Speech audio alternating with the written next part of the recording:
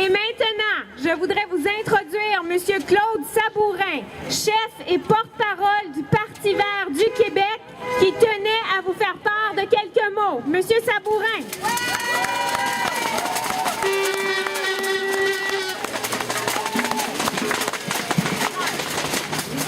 Bonjour. Alors, je tiens d'abord à remercier la coalition d'avoir accepté de me laisser dire quelques mots. Je pense que je vous cacherai rien en vous disant qu'évidemment, c'est un sujet qui est extrêmement important aux yeux du Parti vert du Québec. C'est présentement les ondes électromagnétiques dans l'état actuel des connaissances scientifiques. On ne sait pas ce qui va arriver avec ça. On ne sait pas ce que l'accumulation de ces ondes-là peuvent donner. Je pense que ce qui est important qu'Hydro-Québec, en tant que société d'État, que société responsable, c'est de donner immédiatement, de faire un moratoire sur ces compteurs intelligents.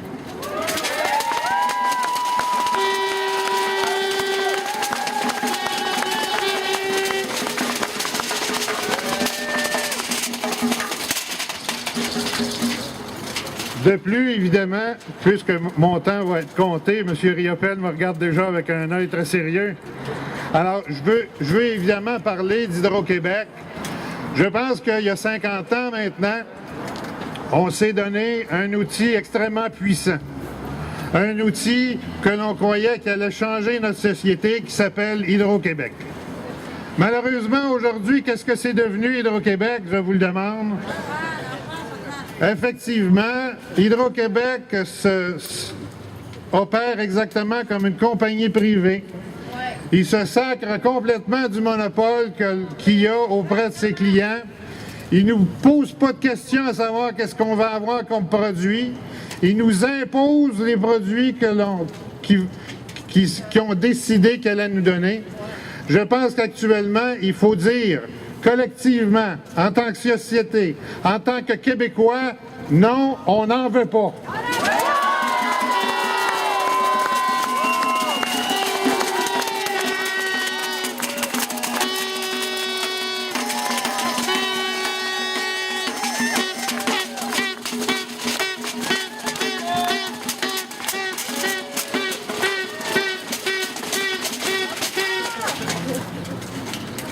Alors, en terminant, j'aimerais qu'on m'entende. Il y a M. McKay qui est ici. J'aimerais ça qu'il y ait des gens des autres partis également. Si j'ai la chance également de faire partie des élus qui seront à l'Assemblée nationale la prochaine fois, j'ose espérer qu'on va pouvoir rendre plus transparent les activités d'Hydro-Québec, parce qu'actuellement, c'est absolument intolérable ce qui se passe présentement au sein d'Hydro-Québec. Il faut leur faire savoir et il faut voter dans ce sens-là. Je vous remercie beaucoup.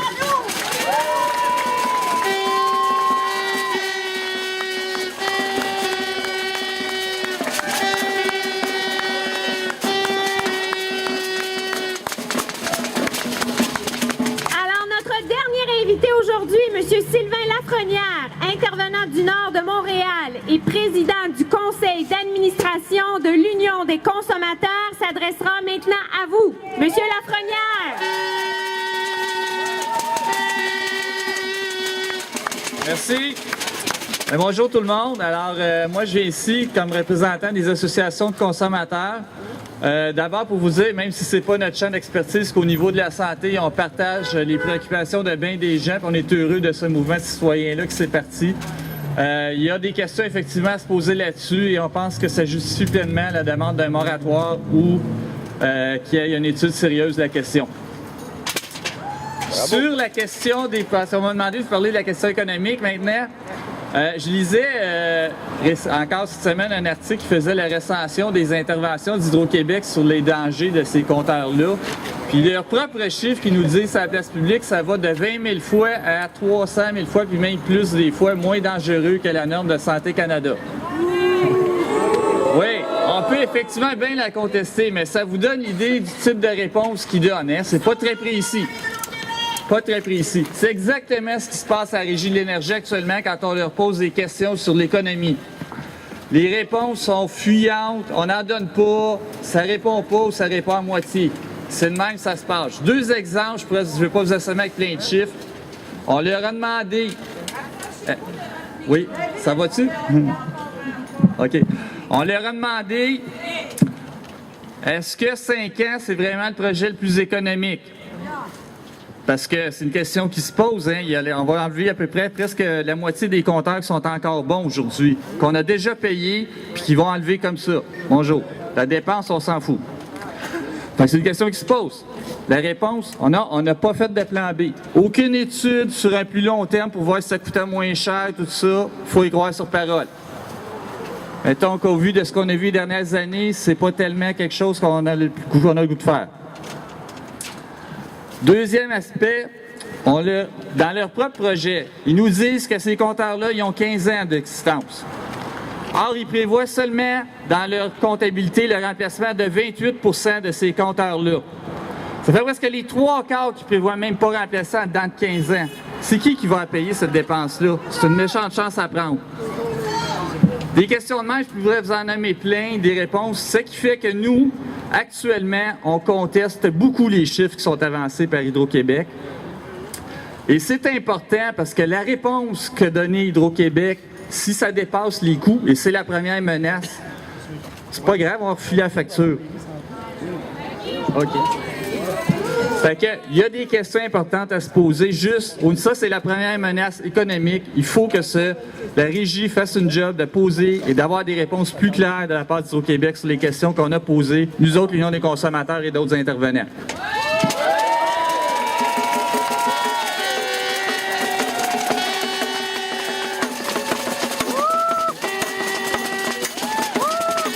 Rapidement, sur 2 autres petits points qui ont été beaucoup par les médias, je ne vais pas être motorisé trop, mais quand même, c'est la question de les changements. Ces compteurs-là peuvent augmenter les factures. Oui, c'est clair. Ils peuvent même le faire sans changement de règlement, juste en changeant le temps qu'ils vont prendre pour compter. Actuellement, ils font une moyenne sur 60 jours. OK?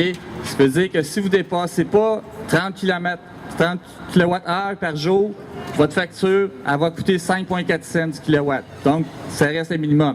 Mais s'ils prennent juste au mois, surtout quand on va passer l'hiver au printemps ou à l'automne, ça risque d'augmenter pas mal les factures des gens. Fait que déjà, c'est ça qui va. Et ça, ils ont des projets. Ils nous disent, on ne veut pas le faire tout de suite. Ça se peut. Parce que déjà, ils ont d'autres façons d'augmenter notre facture. Le gouvernement a décidé, dans son budget, d'augmenter le bloc patrimonial à partir de 2014. Et juste ça va être des augmentations de factures de 3 % dans les 5 prochaines années à partir de 2014. Fait qu'ils ont du temps à faire venir, ils ont déjà d'autres projets. Fait qu'ils peuvent bien nous dire, regarde, c'est pas grave, on le fera pas tout de suite, mais il y a déjà d'autres augmentations qui s'en viennent. Puis après ça, il va en avoir d'autres parce que c'est clair, actuellement, Hydro-Québec répond et sert de vache à lait au gouvernement et répond à ses demandes. Et on paye pour ces lubies d'exportation de l'énergie pour lesquelles on attend toujours des résultats concrets. Merci.